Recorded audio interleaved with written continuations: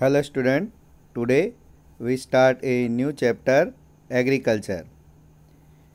The agriculture economic activities are the three types यानी कि जो इकोनॉमिक यानी कि जो आर्थिक क्रियाएं होती हैं वो तीन तरीके की होती हैं। Primary activity, secondary activity and tertiary activities. ये तीन तरीके की होती हैं। एक प्राथमिक, दूसरी होती है सेकेंडरी और थर्ड इज़ टर्शरी जिसे सर्विस एक्टिविटी भी कहते हैं। Primary activities are these activities which are connected with extraction and production of natural sources, for example agriculture, fishing etc। जो प्राइमरी यानी कि प्राथमिक क्रियाएं होती हैं उनका संबंध डायरेक्ट यानी कि सीधे नेचर यानी प्रकृति से होता है। प्रकृति के जो रिसोर्सेज यानी कि नेचुरल रिसोर्सेज से ये अपना प्रोडक्शन करती है। इट मीन्स जो डायरेक्ट ऐसी जो क्रियाएं जो डायरेक्टली नेचर से रिलेटेड होती हैं वो प्राइमरी यानी प्राथमिक क्रियाओं में आती है।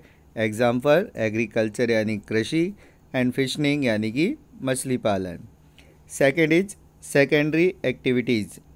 Secondary activities are connected with the processing of natural sources to manufacturing product like baking of bread, wearing of cloth etc। Secondary sector जिसे हम इंडस्ट्रियल सेक्टर के नाम से भी जानते हैं उसमें जो वो कनेक्टेड होती है प्रोसेसिंग ऑफ नेचुरल सोर्सेज यानी कि जो नेचुरल रिसोर्सेज होते हैं उनकी प्रोसेसिंग यानी कि उनका उपयोग करके मैन्युफैक्चरिंग प्रोडक्ट्स यानी कि जो अलग अलग तरीके के जो प्रोडक्ट होते हैं वो बनाए जाते हैं। जैसे बेकिंग ऑफ ब्रेड यानी कि जैसे गेहूं का उपयोग करके ब्रेड बनाई जाती है और कपास का उपयोग करके जो अपने क्लोथ बनाए जाते हैं। दैन सेन ऐसे ही जैसे शुगर केन है, शुगर केन का यूज़ करके हम शुगर को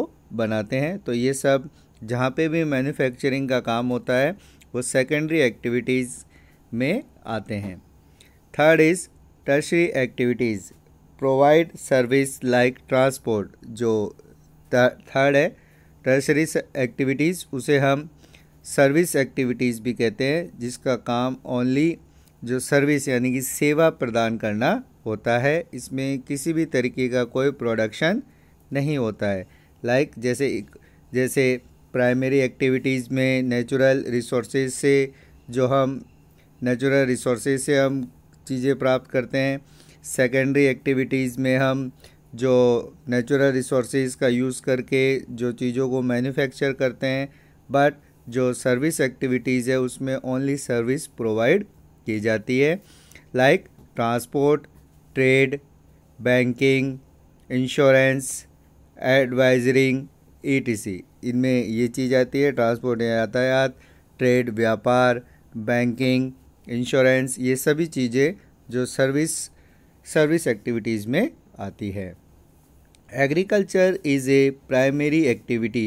हम जो लेसन पढ़ रहे हैं एग्रीकल्चर उसका रिलेशन प्राइमरी एक्टिविटी से है, which include growing crop, fruits, vegetable, flowers and rearing of live stock.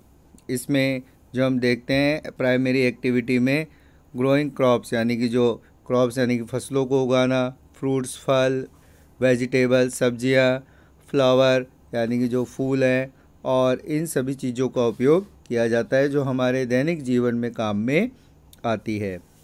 50% of person in the world are engaged in agricultural activities.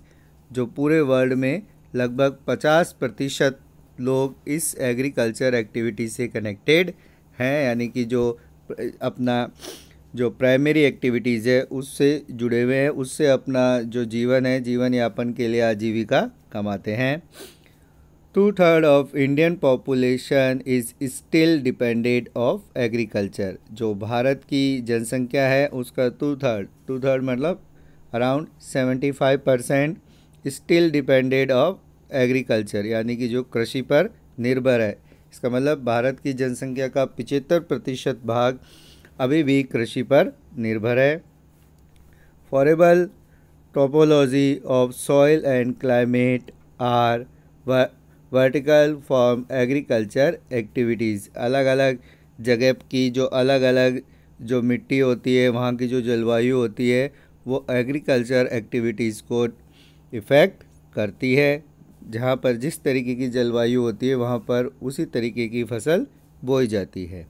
The land on which the crop are growing is known as arable land, यानी कि जिससे जो land है जहाँ पर ये जो crops यानी कि जो फसलें बोई जाती है उसे हम एरेबल लैंड के नाम से भी जानते